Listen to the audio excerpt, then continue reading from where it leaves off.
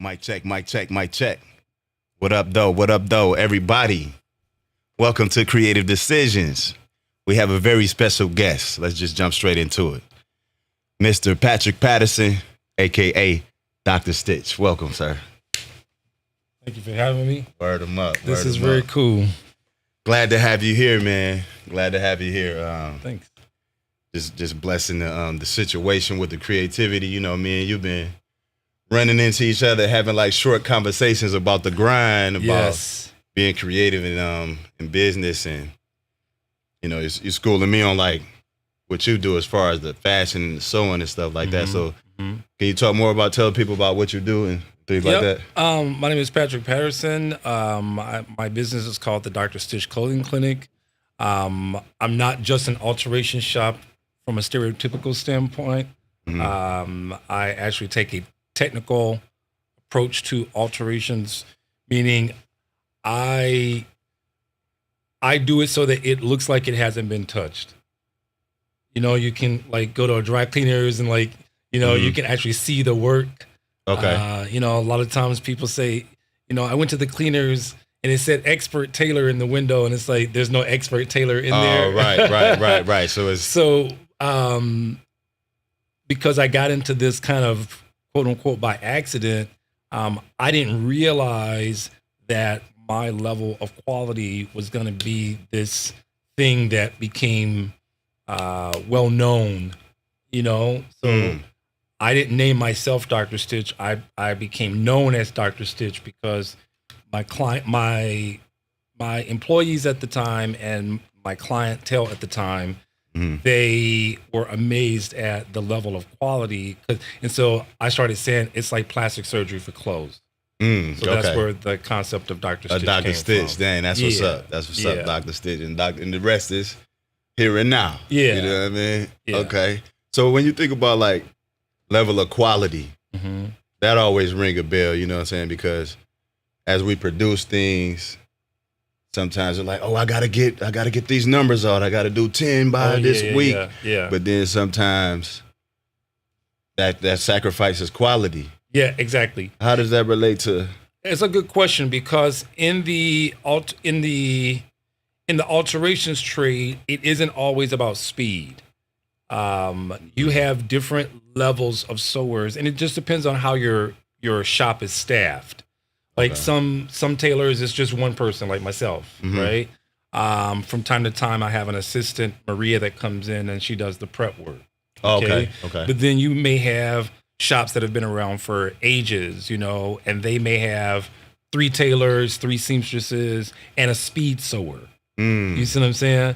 So, for instance, I used to have a guy named Fernando, and I nicknamed him Commando Fernando because he was a speed sewer. I mean, I could give him 25 pairs of pants and he would knock them out. Bam, bam, bam, bam, bam. But every now and then, I would have to say, okay, you need to redo this one. You have to redo that one. Because he was so fast that sometimes his quality would lack. So that's a great question. Yeah. So it's just like with any other trade. You're gonna have your staff kind of categorized by who are your preppers, who are your speed people, who are your quality people, who are your finishers, that kind of thing. So yeah. Okay. So Commando Fernando, he would have the instructions already. Right. In terms of like what you designed or what was supposed to be done. No, he's more, he would be like the streamline person. So like I would do like suits that have like, you know, got to take all the buttons off. You got to open up the lining. You got to do this. You got to do that. Okay. But where Fernando would do, I would have my assistants, they would prep like 25 pairs of pants. And then Fernando would just come in and do all the hemming, all the stitching. You see what I'm saying? Right, he could just knock it out. He's not quickly. a prepper. He's not a finisher. He's just a production sewer. Word. Yeah. Okay. So that's where the speed comes in. Yeah. And then you have your tailors and seamstresses that actually are fast at high-end procedures. So like I knew a guy named Jose. He was from Nordstrom. I hired him at one of my shops that I used to run for a company, a corporation. And he was really fast at tailoring men's suits. He could razor open a suit and finish and do it, boom, boom, boom, boom, boom. Okay. Whereas me, I'm like, I I'm not trying to cut nothing. I'm not trying to. You see what I'm saying? Right. You're taking a more I'm a little bit more. I'm right. a little slower at sewing. I'm not a speed sewer. Okay. I feel not. that. I know feel my that. like the kids say, know your lane. Mm-hmm. Like I know my lane. Word. So in terms of like, you got tailors, you got speed sewers. Like, exactly. What are some of the position, and what is your? Okay, so like my jacket says Patterson, CAT. So CAT is Certified Apparel Technician, and the 2 means level 2. Okay. So a CAT 1 is like a person who's like has like the basic skill set. Mm-hmm. Like those are your people who are like your preppers, okay, and your finishers. Okay. So they are the people who like they don't actually do the alteration, but they do the prep work. Mm-hmm. Like, you know, they razor everything open. They take off all the buttons. Okay. You see what I'm saying? And then you have a level 2. That's a person that can do. I can do the prepping if I need to, but I can also perform the alteration. But I can also do the finishing. You see? Okay. And so then I can also do fittings.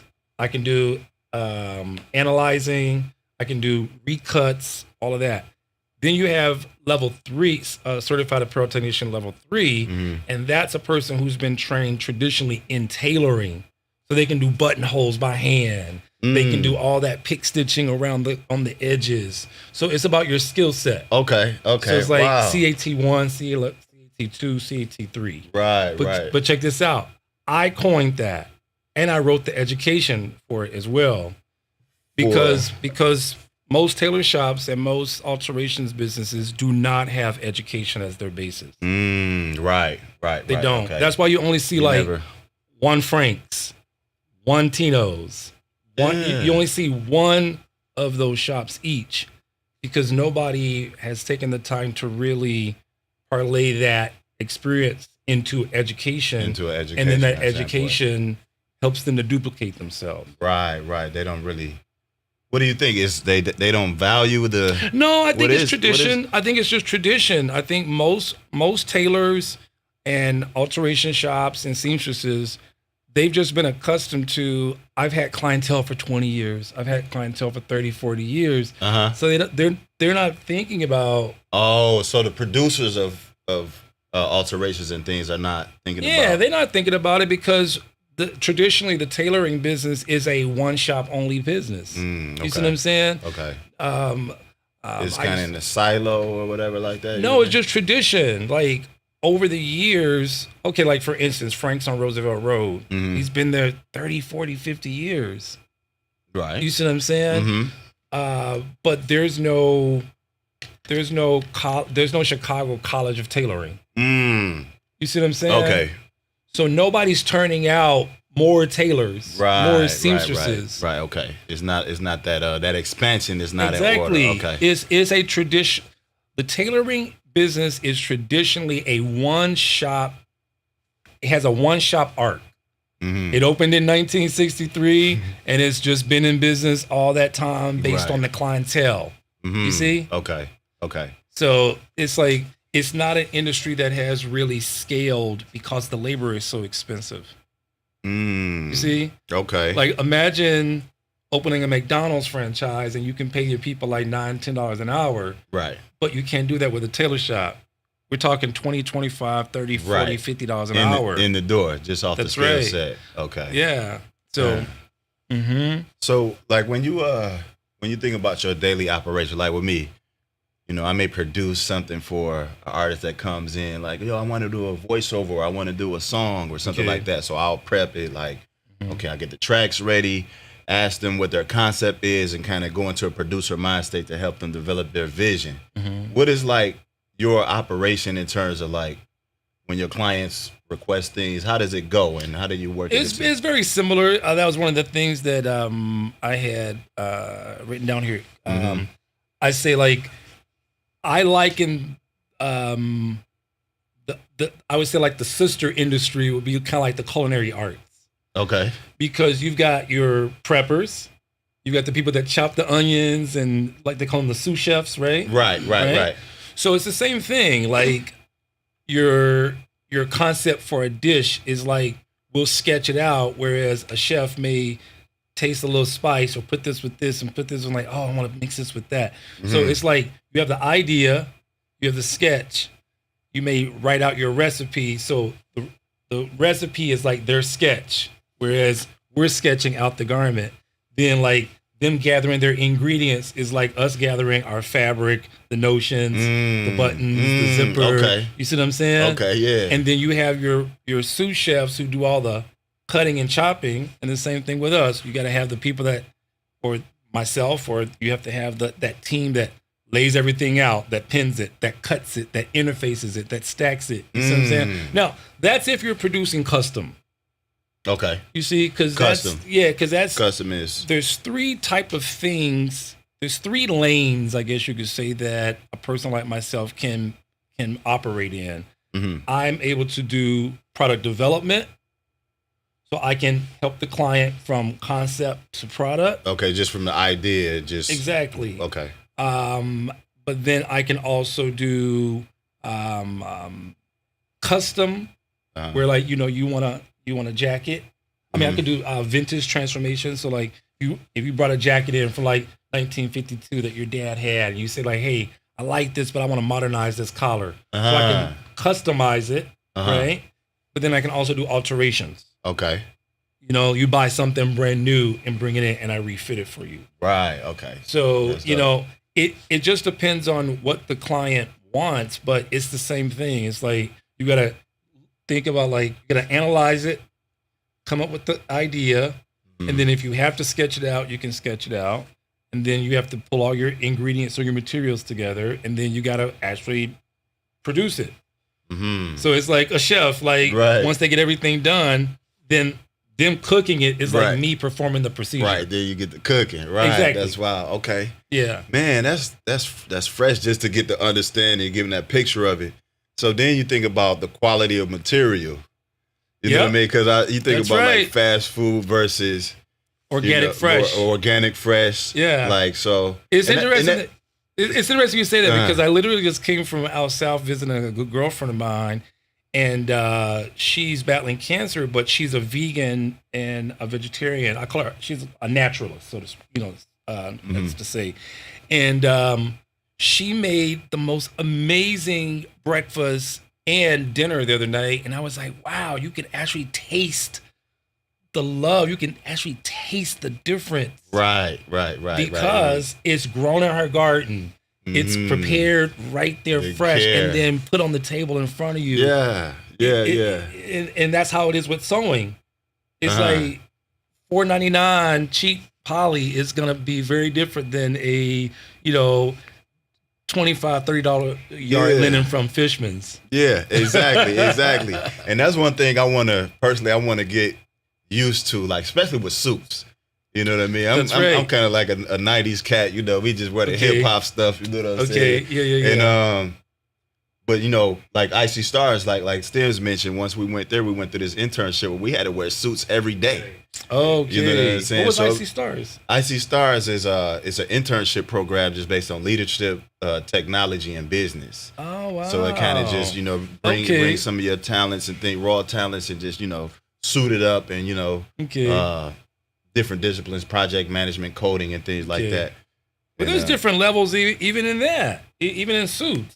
Right. So the quality of it. So you got these Armani suits. You got these. Then I got one from Kohl's the other day. You know what I mean? But I felt fresh though. You know what I mean? I practiced my TED talk in it. You know what I mean? So. But one of my friends was like, that's a nice suit, but I could see you with more. I'm like, okay, well, where is that at and how is it? So yeah, how can you speak to recognizing that?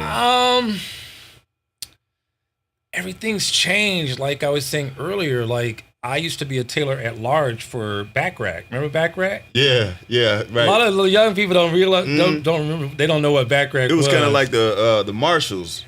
Yeah, Back Rack was like. That was the thing back in the 80s and 90s. Like my dad's a pastor, and he shopped at Back Rack. A lot of pastors shopped at Back Rack. Right. It was like you had three different crowds. You had the Stacey Adams crowd. You had the Stacey Adams client. Right. You got the back rack client, and then you had the Joseph Abood and the what was that Alexander Julian colors. Remember that back in the day?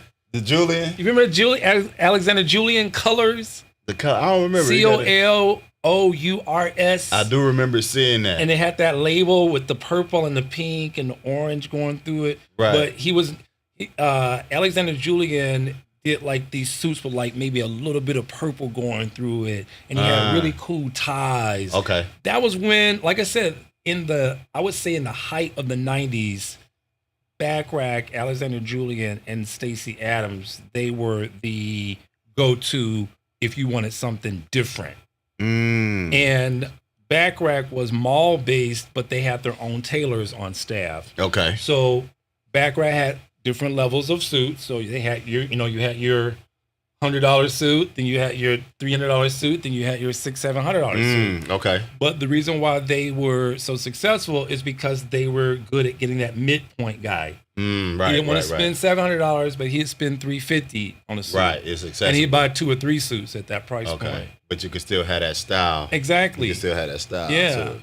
And then what happened is that as the internet started growing, less and less men were going to those mall retailers and buying those suits. Now, I got to say, K&G did a really good job because I think they're still around. Men's Warehouse is still around, but even Men's Warehouse, it shrank. It shrank in size. Backrack is completely gone, but Men's Warehouse shrank. But getting back to, I was a tailor at large for Backrack for 3 stores, and during that 2007, 2008 period when the market crash happened, they started making a lot of changes and they started shrinking their store size and they started shrinking their alterations departments. Right.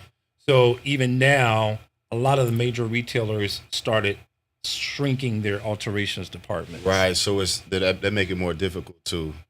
I mean, why is that happening? Like, because think about the landscape right now. A lot of people are working from home. A lot of people don't have to wear suits all the time. Now work is more casual. And you've got a whole nother generation of young men and women who are in technology. They travel a lot, or they do a lot of things, especially, post-pandemic. Right. From the house. Mobily. Right. Yeah, right, mobily. Right. So you don't have to wear a suit all the time. Okay. Yeah. And your CEOs and those guys who are wearing suits, they're not getting their clothes from the mall. Right, yeah. They're getting it from Nordstrom. They're getting it from Neiman's. They're getting them custom made. And they're having tailors come in from Hong Kong and all that and measure them in their office and make their suits and send them back to them. Customized. Oh, yeah. Super customized. There's a whole other level to that, too. Right. That would be something that I would find interesting because, I like to stand out. Everybody really like to stand out, but it's like just to have that cut, even like with a tailored suit. Yeah. I'm looking for it. We talked about that, too. I'm going to get one of these. You were looking for a suit. To just get that tailor, like, and I see how you always come through smooth, your stuff. Yeah, I try like to dress custom. like a tailor. I say if I'm in the tailoring business, I should look like what I do. Right. I should. Right. Real. Some days, if I don't have a lot of clients, I may, wear some jeans and maybe a polo or something. But for the most part, I'm always in like khakis or dress pants or that kind of thing. Yeah. So what about that side of the game, like the casual? Is that like, how do you feel about that part? I don't really do a lot of I don't have a lot of people bringing me like casual stuff. I think it's just because, again, post-COVID, a lot of people aren't going places and doing things like they used to. I would say the most casual stuff that I get are the one-offs. Like, for instance, and I think everybody can relate to this that's listening out there. Everybody has that pair of jeans or that shirt or that one article of clothing that's literally falling apart. Right. But you don't want to get rid of it because it's broken in, it's comfortable, it's perfect, especially jeans. Yeah. I can't tell you how many times I want to just take clients and shake them and say, throw this shit away. Right. Like, Like, what are you doing? I mean, for real, because but it just goes to show you that there is a psychology of dress, and it lends itself to the Dr. Stitch brand, so to speak, of people literally come to me and say, can you save it? Can you bring it back to life? As if it has life in it. Right. But this is the thing. Clothing does have life in it when it's on your body. Okay, wait, break that down. For instance, let's say this is your favorite hoodie, right? Right. Let's say you have a dog and you walk it 3 times a day. You wear that hoodie 3 times a day to walk your dog. Okay. So over time, that hoodie is part of your life. Right. It's not just your hoodie. It's your, it's Bingo's hoodie. Right. It's what you walk Bingo in. You know what I'm saying? Yeah. You know what I'm saying? It's a whole vibe to it. It's a whole environment becomes, and everything. Exactly. You've lived in some way, you've put the life of that hoodie has been a part of your life. Right. That's like, I think subconsciously we wear clothes according to things we doing. That's right. Subconsciously. That's right. It's how we living. That's right. And so check this out. Because people say like Dr. Stitch, I say Dr. Stitch is not just a name, it's not just a gimmick. Like people really do have a spiritual, emotional attachment to their clothing. Right. And by you interacting with people that bring you clothes, so you in tune with that part. That's too. right. I mean, think about it. When somebody passes, this is actually a good example. I have a really good girlfriend named Dawn. Her husband passed away a couple of years ago, and she called me and said, Patrick, I've got some of its things that I want to, give away. I want to clear out. And then she texted me like a few days later and she was like, I can't do it. She's like, I started going through his things and like his sweaters and the way they smelled and the da-da-da-da-da. And Right. And she's like, I don't know when I'm going to come around to getting rid of his clothes. Wow. You see? Right. Because his energy is still in those clothes. Right. That sweater that he wore, every Friday night when they went out. You know what I'm saying? And also, too, medical doctors are doctors of bodies of organs. I am a doctor of clothing, which is bodies of apparel. So apparel has the same things that our bodies have. The thing is, clothing is secondary skin. Right. True. So it has arms, it has legs, it has a butt, it has armpits. Right. It has a crotch, it has a butt, it has legs, it has a thigh.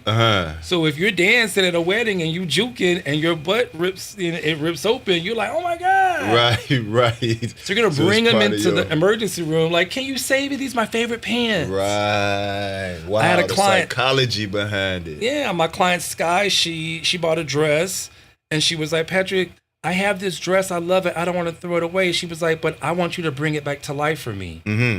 She literally said, bring it back to life. Right. Resurrected. Yeah, so people, because the thing is, clothing is, and I used to tell my staff this too, you have to not judge. You can't judge. Like, let's say somebody brings in something holy or something raggedy. You can't judge it. Okay.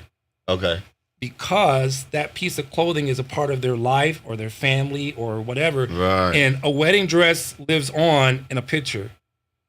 Right. Your first job, that first suit that you bought for that new job lives on in pictures. When you got your promotion, that picture of you getting your certificate. Yeah. That suit lives on in pictures. Exactly. I remember my sister sent me this middle school picture and I had this shirt. Yeah. And I remember when I got it, I was with my mom, like, yeah, that's going to be me. I came through, boom, funky fresh like this. She sent me the picture. I was like, that's my shirt right there. Like, it took me to a whole nother dimension of that time. So that's wild that to be able to be in tune with that. So it must take like a lot of, like you say, you can't judge. It's like a certain level of understanding. Oh, yeah. Just like a doctor. Like you come in the emergency room, You may have your hair may be all over your head. You may have on dusty clothes, but he don't know if you're a millionaire or if you just fell off a truck. Right. He don't know. Right. So he can't judge it. He can't judge you. Your life, he's there. That doctor is there to help you in sustaining your life. Right. So when you bring your clothes to me, I'm there to help sustain the life of your apparel. Psychology of dress. Yeah, there's a psychology of dress. So just taking it back to the psychology of dress and then the suits, like personally, because it's really that too. like that part it's like too. So just right quick, like when I put a suit on, it's like a different. First of all, put it like this: I see how other people look differently at it. Mm-hmm. You know, the last time I wore a suit, people were like, I didn't even recognize you. I'm like, yo, I'm the same. You know what I mean? But I could tell it was a trick. I'm like, okay, let me go ahead and I'm going to explain to you why that is. Uh-huh. The reason why men feel like that when they put a suit on is because most people don't realize that a suit is modern day armor. Think about it. Back in the day, you went out into the world as a warrior. You put on armor, right? And armor made you feel what? Confident. Right. Strong. It gave you strong. It made you structure. That status. Yeah, and it gave you what you needed to move forward and slay. Right. So now you think about in today's time, when you put a suit on and you go out in the world, you got to go out there and be confident. You got to be ready for whatever comes at you. Right. So when you put on that dress shoes and those pants and that jacket, when you put on a pair of dress slacks, the reason why they're supposed to hit you at your true waist is because it makes you stand taller. When you get a bespoke suit made custom, the armhole is a little higher because it forces you to lift your shoulders. Okay. When you buy a suit off the rack mass market, everything's kind of oversized. Right. The sleeves, the armhole's a little lower. You know what I'm saying? It's got more room in it. But when you get a bespoke suit made, I have a client named Darian that does custom suits. And a lot of the guys, when their jacket comes in, they're like, the armhole feels a little weird. I'm like, that's on purpose because it forces you to stand taller. Right. You see? On the armor when you have a suit on, it's supposed to improve your posture. And that's why people don't recognize you when you're dressed up because it's like, snap. And the shoulder pads make you see how the shoulder pads raise your shoulders. Makes a lot of sense, man. I never realized that, man. Yeah. And check this out. A lot of the high school students who never put a suit on in their life, they wear the baggy pants and the baggy clothes. When they get their prom suit or their graduation suit, when they come out the dress room, they be pimping. Right. Like they had that swag. Right. You know what I'm saying? Right. Like yeah. They like, man. I'm like, you ain't used to that. They're like, now I get it. I get it. Yeah, so that's why I love what is his name? Nick Cannon. You see how he always have a cold suit on? Right. He stay fresh. Yeah, always. Look at Steve Harvey. Always got a cold suit on. And he evolved too. So they understand the psychology of That's it. right. Steve used to always wear those big suits and stuff on stage when he was like in that beginning, right? Yeah. And as his money grew, his level of tailors grew. Okay. You see? Yeah. So now that he's like in the multi-hundreds of millions bracket, his suits reflect that. Right. That's right. His posture is different. Your financial posture is different, and now your clothing posture is different. Right. Is that something that you would dabble in or interested in, like that? Because some of the NBA players and stars have like that one person, that one stylist, or that's a stylist though. And this is the other thing too. I am not a tailor, like a traditional tailor. Okay. A tailor is someone who's been trained to measure the body, and then on just plain yardage, they put a couple of specs here, a couple of marks here, a couple of marks here, and then they just draw out the suit, cut it, then they fit it on your body. Okay. And shape it around you. That's a tailor. Okay. And then there are tailors who do alterations but don't do tailored suits. You see what I'm saying? So the alteration is different because... That's right. Alterations is taking something that's already produced and you can adjust it or alter it or you can customize it. Okay. So that's why I coined the term certified apparel technician, because there was no term for people who are just experts at alteration. Oh, okay. You see, it's so easy to throw that tailor term out there. Yeah. Like, oh man, you a tailor. I even had people call me a seamstress. I'm like, no, seamstresses are people that work in a factory who just seam. That's what they do. Okay. That's different than a dressmaker. A dressmaker just does dressmaking. Right. Like Javonica that used to be in the building. She used to make the bridal. Yeah. She does bridal even still. But she's a professional dressmaker. That's all she does. Man, speaking of that, she's one of the best at it. Word. That's a beautiful thing. I remember my sister, my sister Irva. What up, though, Ersky? She in her wedding, my mom's made her this dress because my mom used to sew. She had a sewing machine, but at the time coming up, I love that. I didn't know what she was doing at the time because I was just hooping and trying to figure out something on the mic, whatever. Yeah. But as I got older, like she was really doing the design, and then I was at that time I was about 22. Okay. And she came out with this beautiful dress. I was like, dang, mom's made that. So it's just like that creativity that goes into it.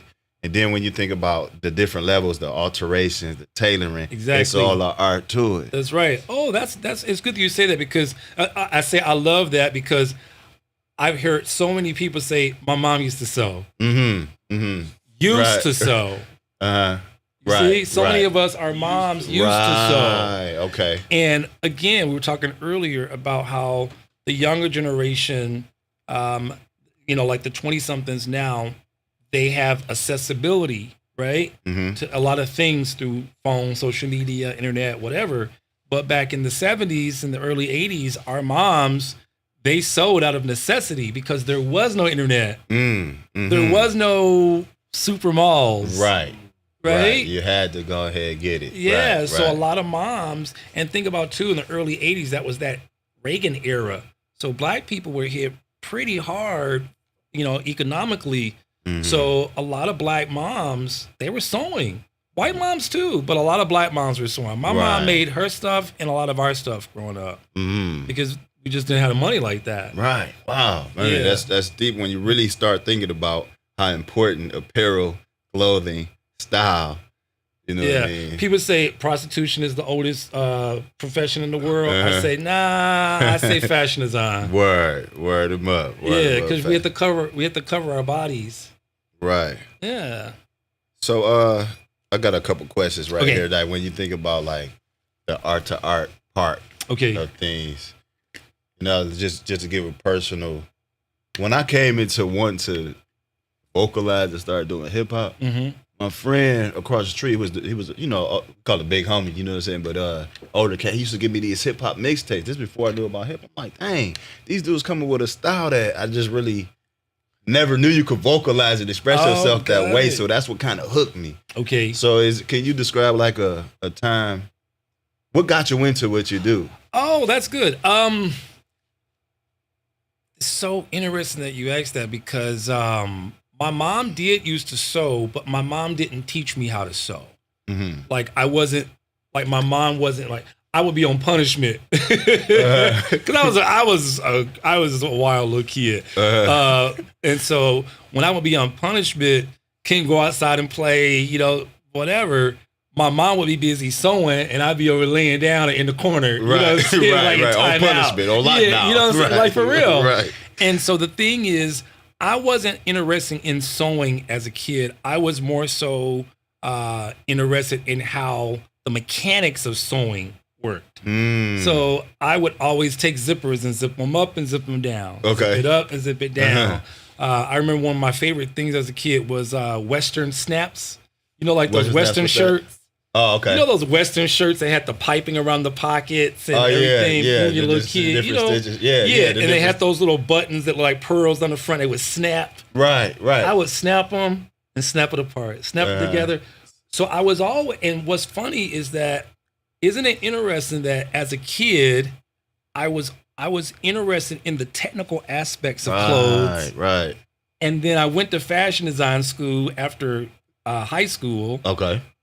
but I evolved more into a technical designer than a fashion designer. Mm-hmm. And it's the very thing that I was fascinated about as a kid.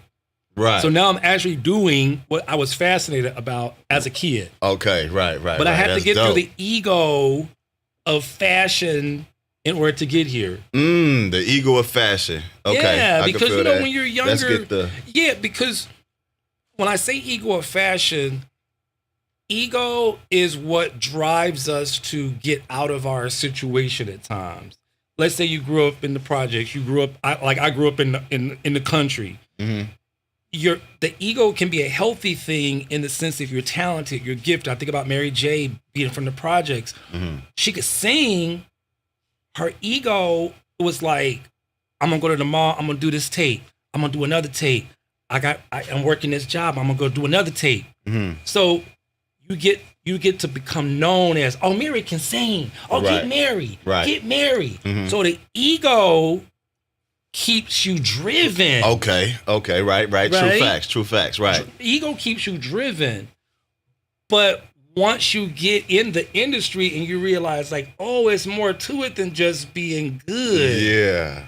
You got to understand contrast. You got to understand how tracks are laid down. Right. You got to understand the marketing. The process of progress right there. It ain't voila, right. That's right. When you run into them hurdles, That's what you right. going to do? The adjustments, right. Right. So ego, because I was gifted with actually sewing, I wasn't that kid sketching. As a kid, I was, like I said, I was interested in the mechanics. In the mechanics of it, So when I was in college, I would be like that. I would be that guy that was finished with everything before everybody else. Okay. Because I was already practicing sewing. I started sewing on a sewing machine when I was 15 years old with nobody training me. Like a kid that can sit down at a piano and just start playing Mozart without any training. Oh, word. So that's how it was with a sewing self-taught machine. with it. Right. That's dope. That's fresh. It shocked my mom too. She was like, how in the world do you know how to sew like this? And you weren't in the house sewing as a kid. Right. But they say you got it for I was real. like a prodigy. I didn't even realize it though. Right. So ego, I had to get out of the ego of being like a famous designer. Okay. That's what I mean. Is that one part, at what point you were on that? Like, I think college sets you up for that though. Okay. Yeah, because think about it. Design school was not a design company. It was design school teaches you the skill set and teaches you to compete. Doesn't teach you how to be a successful business owner. I didn't go to fashion business school. I went to fashion design school. That part. Right. That part is different. So college, you pay to go to college, and college puts you through a course to feed your ego. So most college students get out of college and they're still driving based on ego. Yeah. I won 15 awards. Right, won 15. That's right. Right, okay. That's right. Right, just living on that one trophy. That's right. Exactly. You know what I mean? Because you won the best design competition, because you won the best dress competition. Oh, you think you all that. Right. I moved to New York in 2001. Okay. And I did all these interviews and they kept saying, "Where's your technical experience? Where's your technical experience?" And I was like, "What?" They were like, "Where's your experience?" And I was like, "I'm an award-winning designer. What are you talking about?" Right. Okay. Right. You see? Yeah. It's like it's that humbling effect when you really That's right. go through your path and run into them certain. That's right. There's more to it than just your talent. You gotta have an actual skill set. Right. No, that's true facts right there. Yeah, it's like you being are you an actual rapper or singer yourself? Yeah, I rap, producing. I got into. I used to make beats on the table in the lunchroom. Oh, wow. You know what I mean? You were that kid. Yeah, boom. Basketball team coming up with different little chants. And then I would say little stuff at certain times like, boom, boom, them ain't silk. Boom, pass me your chocolate milk. You know, I might just like silly stuff. But people were like, man, I like how your flow. I know you playing around, but it was straight. So I kind of went into it from that. But then to your point of like the technical side, when I started going to the studio, some of the engineers, they wouldn't really care about what you was recording. So I'm like, man, I got to learn how to really record. Like, let me get into it. It ain't just about rapping and the music or the beats. It's like, let me see what this record button do. And let me see how this mic really accentuate the voice. So the technical aspect is very important. That's right. To emphasize your talent. Absolutely. That's a full circle right there. That's what up. So what's right now, do you have a certain style that you, in terms of what you do, is it like a certain style that you're known for that you want to make sure you're it's basically like what my specialties are. I mostly do men's suits. Okay. Like recuts. I do a lot of pant recuts. Like I just had a guy contact me today. He's got 7 pairs of pants he wants to bring in to have resized. He must have lost weight. Okay, resized. Yeah, so I do a lot of recuts on suits. And then women, on the women's side, I don't do a lot of women's alterations, but I do a lot of vintage things for women. Okay. So I did a dress from like the 40s for a young lady who was a vintage enthusiast. And she brought me a silk chiffon dress from the 40s. And I'm telling you, that thing was so delicate. And I had to like take all the little stitches out and all the little stitches out and expand it. And then I had to open it up and put an invisible zipper on the side. Oh, snap. Yeah, and it fit her perfect. Wow, okay. A cleaners is not going to do that. Right. No, you can't get that round. You can't get that round the corner. Exactly. Right. You got to go to and Dr. Stitch also too, Susan, just because a person is a fashion designer and can sew does not mean that they can do alterations. Okay. So there's something to look out for in terms of like when people say they could do this stuff. Exactly. Right. Yeah. So it's a refined skill set. Right exactly. That's one thing I wanted to know, because you talk about expanding and then like, so is it, I imagine it's more difficult to like, if I get some like a jacket that's small. That's right. It's right, more like, difficult to expand something. It's easier to take something in. Right. Okay. And that has its limits too, because let's say like a men's suit. Let's say you bought a suit and it was a size too big, right? But you really, really loved it. Right. Now, there's going to be 2 ways that I can do that. I can take it in so far and leave the shoulders kind of wide and just kind of make it work because you've got a funeral or you've got a wedding or you've got some quick meeting you need to go to and you just need it altered, right? Or I can say like, okay, spend a few $100s and I can take this sleeve out, recut this shoulder, put it back together again and fit it to you. So that's customize it. Okay. You see that's what I'm saying? Customizing too. So I can alter it, I can customize it, but I don't really do custom. You see? Okay. That's where you go to an actual, that's right. That's where you go to a traditional tailor and have them to measure. And yeah, and so that's why I'm not CAT3. Okay. You see? If I was to go to London or New York or study under a tailor and get that tailoring experience, then I would go up a notch. Okay. Gotcha. Yeah. Gotcha. I feel where you're going as far as the process. Now, in terms of like so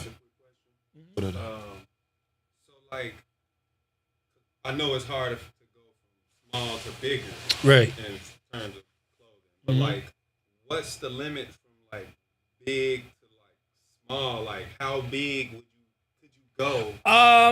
That's a good question. In order to like, with men's suits, I might see some pants that's a 42, right? And I wear 30. You know, like. You know what? That's a good question.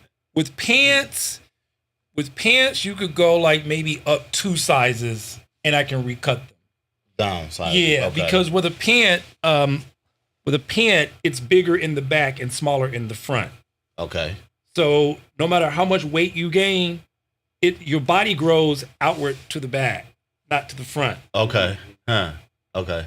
You rarely see somebody fat or overweight in the front of their legs. Right. It's on the side and in the back. Right, okay. Gotcha. That's the stuff we learn in school. Okay. How the body grows. Yeah. You see? Of course, so fit. When you look in a pair of men's dress pants, you notice it has that extra room in the back. It's got like that extra 4 inches in the back. Right. Because men's dress pants are made to be tailored. It's just that the average guy doesn't know that. Right. So when I'm on the train or the bus or out in public, I could be downtown walking around. I'll be like, oh my God. Right. His pants look horrible. Right. Because most guys don't know that Yeah. your pants should be tailored. Yeah. Young men, if you're listening, your pants should be Yeah, tailored. get your armor together. Yeah, Get your armor together. Get your armor together. Yeah, Exactly. Get your armor together. That's what up. Exactly. See, we don't fight like battle wars anymore. We fight economic wars. We fight educational wars. We fight cultural wars. Right. So what we put on articulates how we're going to approach the situation. Right. So you can walk into a bank in some raggedy clothes and say, hey, I want to take this money or I want to put this money in. They're going to look at you like, okay, and? Right. But you walk in a pinstripe suit. Right. They're like, how can we help you, sir? Right. Exactly. You see, your armor, the armor you put on dictates what kind of battle you're going to fight. Let me get that. That's real. Yeah. That's real. So that's psychology. I want to say this psychology address to your audience. Yeah. A lot of the young men are wearing their pants with the booty out and, the pants down around their butt and all this. They don't realize that the way you wear your pants says a lot about your confidence. Okay. Think about it. Yeah. Because you have the foundation, which is your feet. You have the waist, which is the center, and you have the head, which is the top. Your center is your core. So if you're not belted, you can easily be pushed. Wow, that's real. Yeah. So The when you wear your psychology. pants, when you put on a pair of dress trousers, dress slacks, and they fit at your waist and you have your belt on, Right. it makes you stand tall. Yeah, it gives Balance. your core. You centered, balance, core strength. It represent That's right. more than just That's right. these trends. That's right. Why you think black men were so feared in the 50s, in the 60s? Because we got dressed and took it to the streets. Suited and booted. We were secured at our core. Right. Represent. You understand me? Yeah. We were secure at our core. We wore jackets. We wore dress pants. We had our pants tailored, and we were out marching and fighting and being water hosed in tailored clothes. Right. In tailored clothes. The strength of it. Now, let me tell you something. Yeah. If our young men today all put on dress pants and suits and walked around, it would confuse the out of people. Crime would drop. Police would not know what to do. Wow. Right. We need to do that. So that's a big part of the. That's why I'm saying it. Push. Right. Exactly. That's why I'm saying it. Man, I'm our glad young you're saying men that, don't realize that the way they're dressing is articulating something to the outer culture. Yeah, that's important. So if you're not secure at your core, and you're sagging, that means that it's easy for us to push you over because you're not strong. Yeah, exactly. And then the one thing about I'm glad you're talking about that because it's like the psychology it's not just the younger people too. You know what I mean? It's just like that's hitting me into a certain point. Like, wow, I'm glad I'm hearing this, and then we could communicate about it too. Because I never realized that. Like I said, 90s sagging, but it's a trend. But one thing I did notice, media perpetuates things that weakens us. That's right. You know what I'm saying? That's so right. you're speaking to the total opposite of that, which is strengthen and tighten your belt. You know what I'm saying? Put your armor on. So I'm loving that. Let me share a quick story with you right quick. I used to work at Marshall Fields, and I remember I was in the polo department one day because I used to share that register with a young lady, and there was a young black man and his little kid. He might have been like maybe 5, 6 years old, a little kid. And he stopped and he looked me up and down and he hit his dad. He said, Daddy, why he dressed so funny? He asked his dad why I was dressed so funny. Right. Wow. I had on dress pants and a dress shirt and a tie. He ain't know. And his son asked him why I'm dressed so funny. Right. That's wild. He ain't know no better. And I was like, wow, that speaks volumes. Yeah. And I'm not saying there's anything wrong with dressing casual. Right. You can dress casual all you want to. I mean, there's a time and a place for it, but you're speaking to the strength. Yeah, exactly. Speaking to the psychology. That's right. Yeah. Exactly. And how you represent. That's what up. Yep. So that's a lot of creativity that go into that, man. Like, especially dress, of course, you know that. Like, one thing about what we do as artists is what creative spin did we put into things? Yes, because we're able to affect the culture. Yeah. Right? Through artistry. Yeah, how to affect the culture. Is that something that, like, I mean, because the way you putting that is, like, it really, like, it emphasizes what you can do creatively with your clothes. Yes. You know what I mean? That's right. So, because, okay, for instance, I've got very conservative clients and I've got very eccentric clients. Okay. You know what I'm saying? I've got clients who like were doing the whole, like they were non-binary 10 years ago, but what calling it that. Okay. You know what I'm saying? Like very like can wear a blouse, but can wear a men's dress shirt, but can wear baggy pants, and it's like they make it work because of their style. Okay. You know how like certain people can get away with stuff. Right. You see what I'm saying? Some people can like wear how stuff that... Billy Porter can get away with certain things that another guy can't get away with. Right. Gay or straight, like it don't matter. Like you could take a certain conservative gay guy and he's not going to wear what Billy Porter wears. Right. But Billy Porter could put it on and it's like, oh, snap, he did that. Can pull it off. Right. You see what I'm saying? Like Steve Harvey could wear the oversized yellow suit back in the day. Right. But another black dude's like, I can't wear that. Right. Like, there's a certain... Many tried, right. So that's why I say earlier, like, the clothes do have a spirit. Like when you wear it, the clothes have life. Yeah. So we all have a different personality and a spiritual makeup. So Steve could carry that yellow suit. Right. But another guy the same height and the same size as Steve could put that yellow suit on and he'd be like, they don't do nothing for you. Yeah, they ain't working. Take that off. Yeah. Like online. Person had on the same who wore best. Clothes, yeah. You make your decision depending on. That's right. Right. That is a good point. Yeah. You're like, you might be looking. Yeah. It's like, you remember? This is a good example. Remember when J-Lo wore that bad Versace dress? Yeah, they was. Remember that green? Yeah. With her and Diddy, right? Yeah. Woo! Right. Now imagine that on anybody else. And you can't. Right. She killed it. Right. She killed it. Right. You see what I'm saying? Like her body, her face, her breast, her décolleté, her waist. Yeah. No, like, don't try to do it. She bodied it, right? She literally bodied it. Right. And that's the psychology of dress. It's like Michael Jackson. That, man. Michael Jackson wore all those military kind of things. Somebody else put that on now, they'd be like, man, take that off. Like, exactly. Right. Man, I used to have me and my dad with the beat it jackets on. You know what I'm saying? You see what I'm saying? Just trying to get that, because you're talking about confidence in clothes.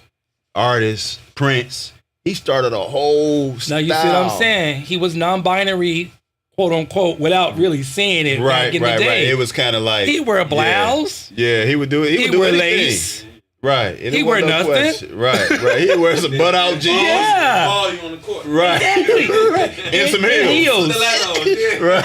Right. You see what I'm saying? Right. Yeah. So it's like, don't let the clothes wear you. Shit. You wear the clothes. You wear the clothes. That's right. Man, that's dope, man. I'm glad. Right. So, man, it's a lot of education, learning from. I'm like, I love when the light bulbs go off. Man. Yeah. Like, boom, boom, boom.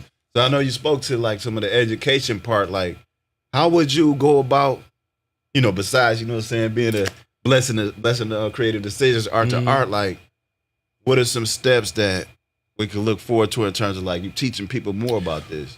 Oh, well, that's a good question too, because real talk, I have been banging on doors for at least 10 years trying to get city colleges, Chicago public schools, the mayor, I've been trying to get so many different after school matters. I've been talking to principals, teachers, trying to get sewing back on track in the education system. Okay. I created the Dr. Stitch certification course to train people in the top 10 alterations. Okay. The top like levels. Men's suits, shirts, jeans, that kind of thing.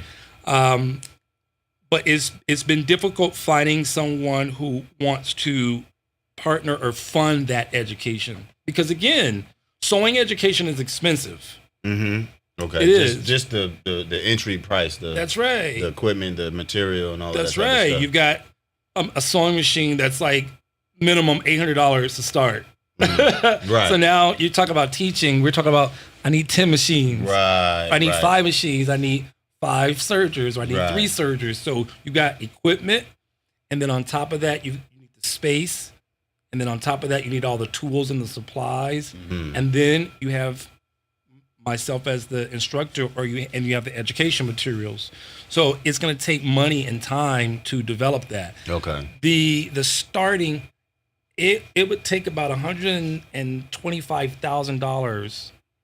That's the starting point just to open one alteration shop with top tier tailors. You got to have that up front. Okay. Because when you recruit for those tailors, you have to be able to have that type of money in order to hire somebody from a Nordstrom. Or hire somebody from a Neiman Marcus. Okay, yeah, that makes sense now to come together. It's a fine art. That's right. Yeah. Exactly. I'm glad you say that too, because that leads into the education part. Because fashion design schools have been so prominent at the college level, high schoolers don't think about that in between. It's just like, I want to be a fashion designer. Right.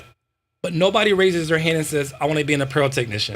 Right. Nobody raises their hand and says, I want to work in a factory. Yeah. Nobody raises their hand and says, I want to hem pants for a living. Yeah, you see? That ain't the... Because they don't realize that once the clothes get to the retailer, after the customer buys it, they have to go and get it fitted by somebody.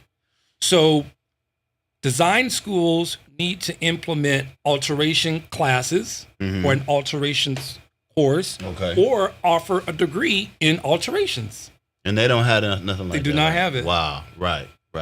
That's crucial. Exactly. It's a crucial point in the whole game.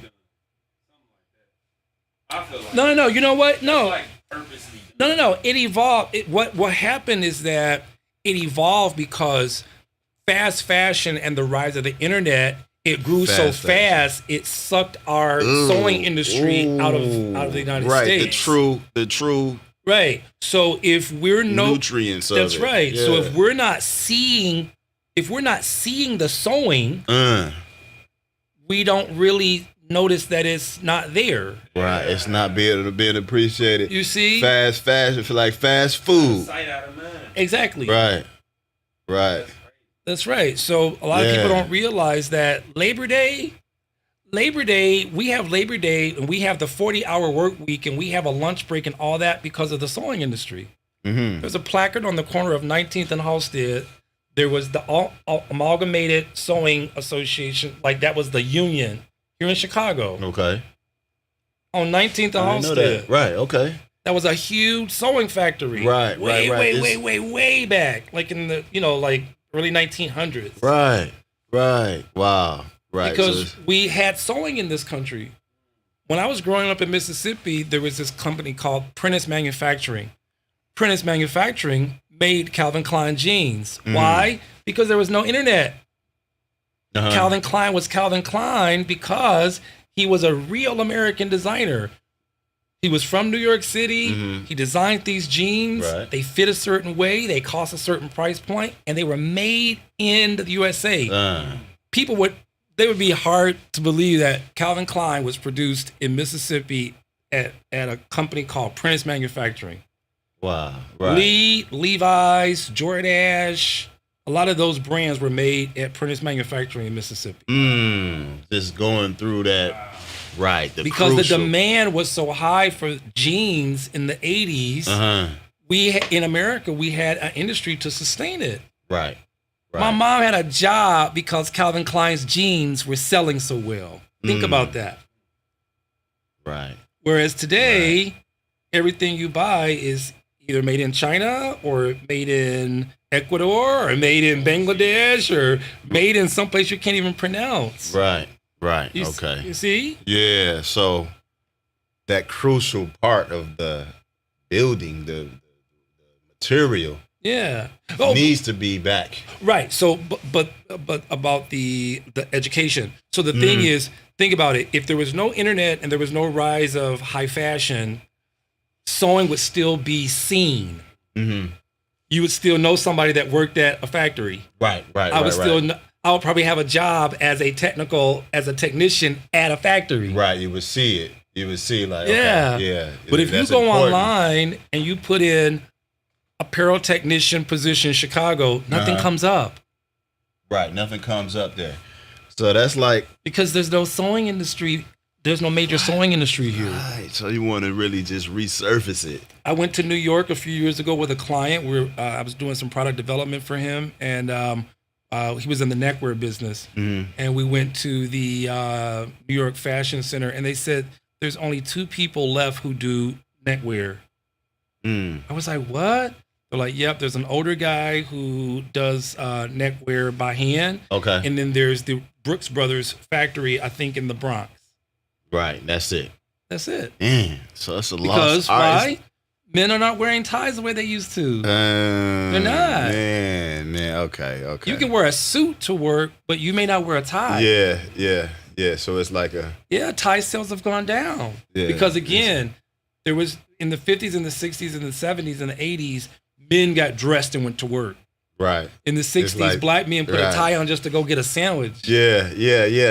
Because of the armor up, because of the representation. It's you got dressed. Yeah. You got dressed. You got fresh. You got dressed. It's like the last of a dying thread in a way. Yeah. But I like that aspect because for me, it really just see how important it go to talent. It's how you wrap your talent. You say you got the talent, but you gotta get the technical aspect to push your stuff. You know what I mean? Whether it's business, like you sign a contract, hold on, let's change this part. I know I can produce this many sales. So you get into the technical. So I like how it's weaving through different aspects when you understand clothes and how you represent yourself. Well, that's why it's so hard for me to find, funding and partners to do this, because the thing is, it's like, okay, but fashion, like sewing is an instant. Like it's different than technology. Like if I was developing an app, I could find funding. Right, like that. If I was developing a STEM school, I could find funding. If I was developing something car related, or I designed this drone that brings such and such, I could find funding. Yeah, real quick. But to teach sewing, it's like people are like, what? Right. Okay, what that do? What's my return on investment? Right. Like how I'm gonna get it? Because think about it. I tell people all this. They say, Patrick, I'm surprised that you ain't doing this and you're not doing that. I'm like, yeah, because it's easier to open a coffee shop than it is to open up an alteration shop. Right. Because nothing's automated in my business. You go to a coffee shop, you push a button, the beans are ground. Right. You push a button, the coffee brews. Real easy. You push a button and the coffee comes out. Right. The person just rings it up. That's wild. Puts it in a cup, gives it to you. But with me, I have to look at you, analyze you, pin you, chalk you, take it apart, sew it, put it back together again, press it, and then when you come to pick it up, you gotta try it on. If something has to be adjusted, I have to readjust it. Right. That's a lot of processes. Yeah. It's and then I've got to do it for a price point where you, the consumer or the client, don't feel like, oh my God, why is it so expensive? Right, exactly. You gotta appreciate it. You have to really see the value in it. A lot of people. Right. Hey, no shade to any of my clients. No shade to anybody that wants to come. Excuse me. Can you plug that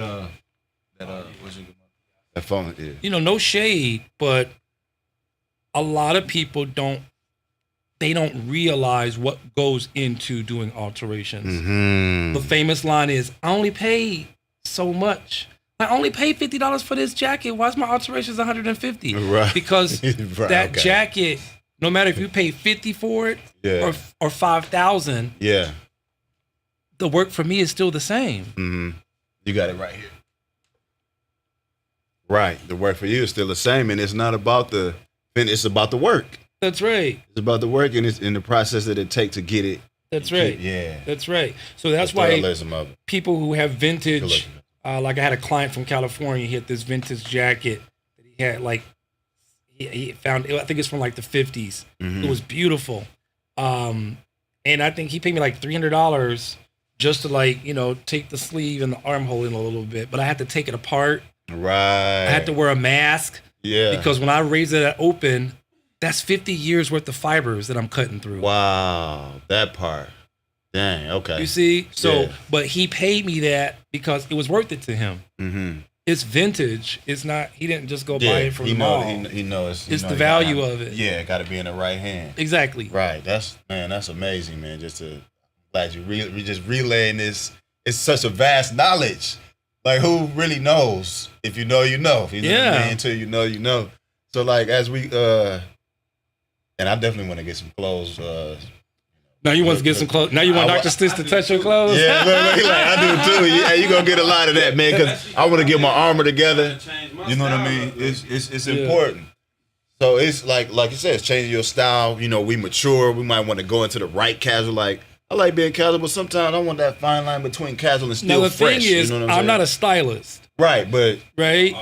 Yeah, but right. Some people think like I can like style them, and it's like, no, that's not my strength. Right. So the thing is, I think one of the most valuable things besides your skill set and all of that, the skills, the practice, is like your psychology and understanding of it and how you can relay that. So like, say you be like, yo, I'm not a stylist, but you might say, you were looking for this, you need this type of stylist. That's right. And you can let somebody own that by, you know, educating them. Exactly. On it. You know what I mean? That's important. Yeah. So, you'd be amazed at the number of stylists that I've worked with. They don't know how to fit. They don't know how to pin. They don't know. No, for real. Right. Okay. And my thing is like, if you're a stylist, you should have a tailor train you how to style, how to pin, how to fit. Right. You need that. Yeah. I had a situation where, no names, but I had a let's just say I had a well-known stylist hire me to come and serve, you know, and take care of a client with this person. And I told that stylist that something couldn't be done, and the stylist told me, "Oh, it can be done." And I'm like, in all the years that I've known you, you can't sew a button on. Right. And you're telling me what can't be done. Let me tell you how my mind works. When I talk about being a prodigy, you know that show, The Good Doctor, about that young kid who's autistic, but he's a doctor. Yeah. You notice like when he is in a crisis, he can see the operation outside of his head. He can see how everything is. Okay. That's how my mind works when I see something. Word. Like I can look at you right now and I can analyze like everything that needs to be done. And I can see it in my head, already razored, already stitched, everything within a matter of minutes. Wow, that's beautiful to be able to see that. Like, this stylist, he can't see inside of my head. Right. Forget that they paying for. Yeah, that part. Yeah, that part. Not paying for. That's right. Yeah, that's right. That's right. I already see. And that's what that's what upset me because the stylist tried to like scold me after like, you know, when like moving forward, like never say something can't be done in front of the client. I'm like, but that's why you hired me. That's why you called me at 6:30 in the morning and hired me to come down here. Right. To tell you if it can and cannot be done. Right. And now you're telling me not to tell. Yeah. You're telling me not to do the job that you hired me to do. Right. Really? People don't. I guess people. It's a lot of gaps in it. I guess. Not making an excuse for that. Ego. Right. True. Ego. Yeah. Ego. Yeah. You're not a tailor. You're not a technical designer. So how are you telling me that something can't be done? Do that, right? Just to when I already when see you it in my already see head the whole development within of 5 minutes. Right. That's my gift. Your gift is the style. My gift is the fit. Right. So you respect my process the way I respect your process. You got to. Literally, no, for real, decision. I've had so many people bring me stuff that the cleaners, they've gone to 3-4 places and people have told them no. They bring it to me, and within a matter of seconds, I'm like, oh yeah, I know how to do it. Right. They're like, really? Right. Right. But this is the honest to God truth. This is the challenge though.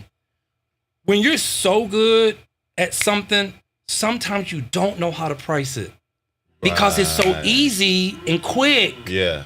You don't look at it like, I should have charged them $100. Right. Yeah. So for me, it's so quick. It's like, it's no big deal. I'm like, oh, okay, that'll be $20. Yeah. But in reality, it's like, damn, like that was really $100. Yeah.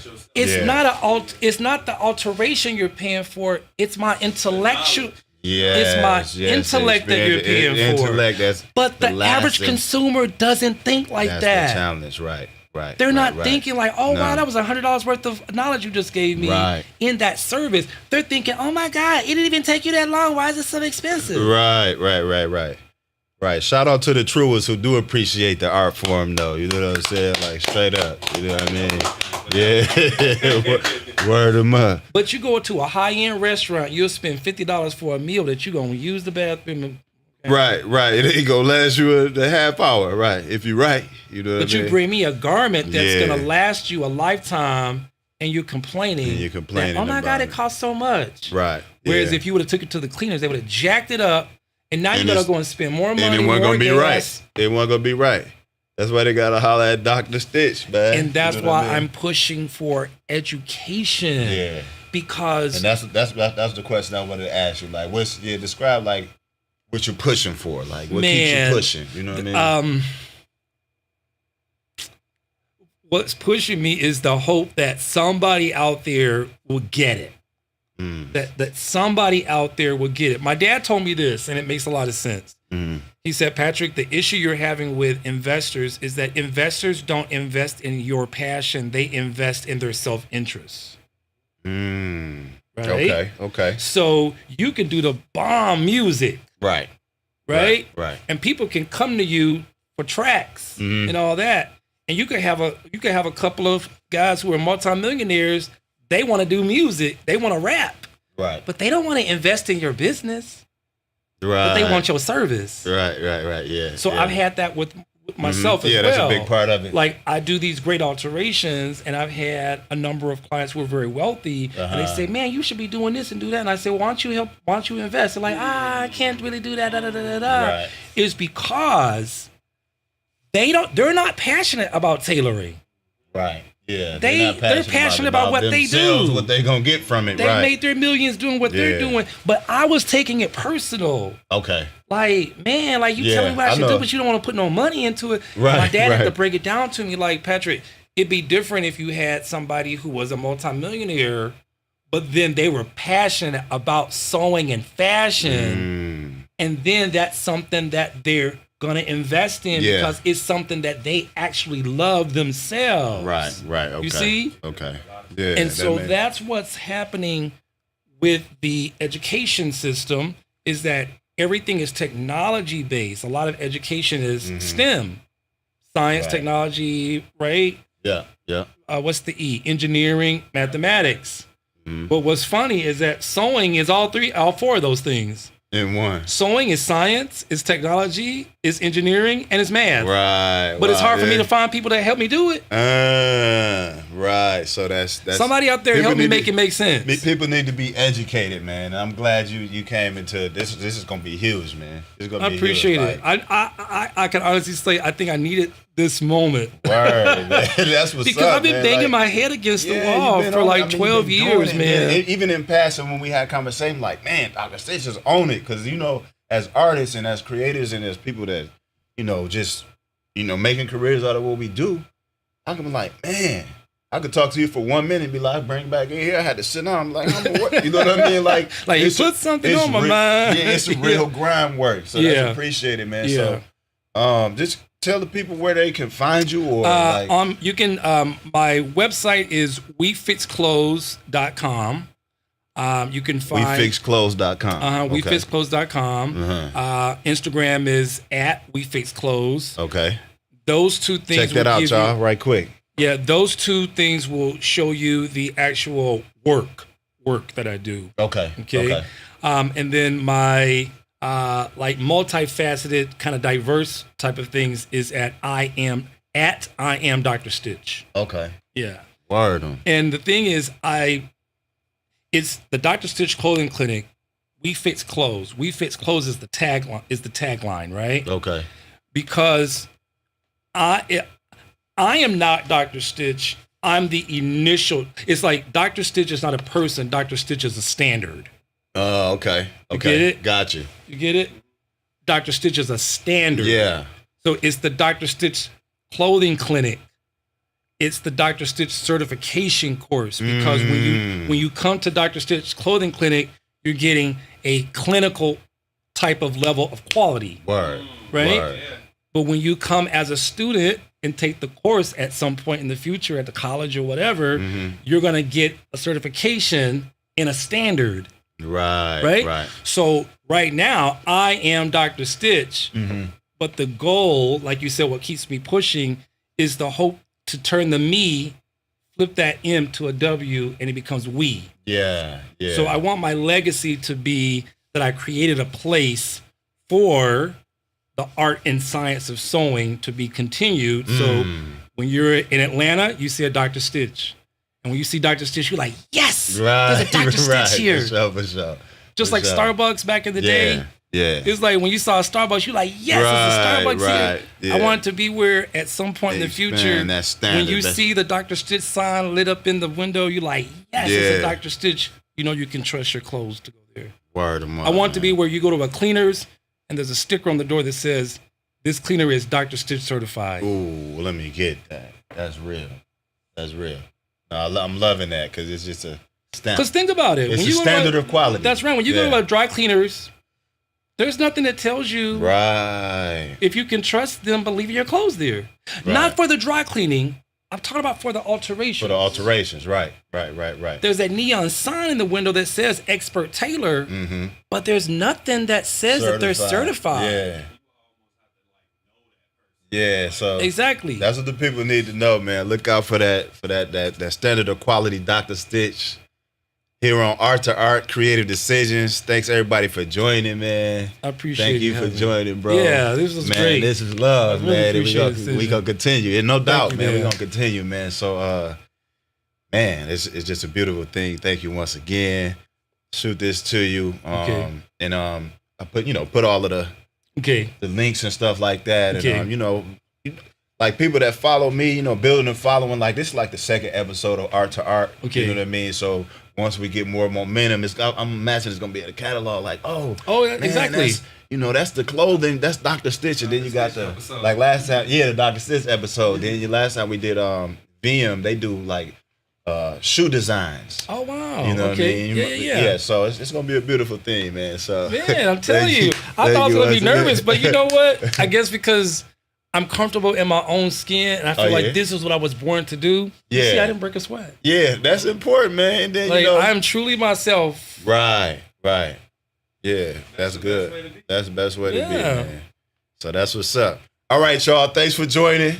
We're gonna talk back in a minute, and you heard it here first.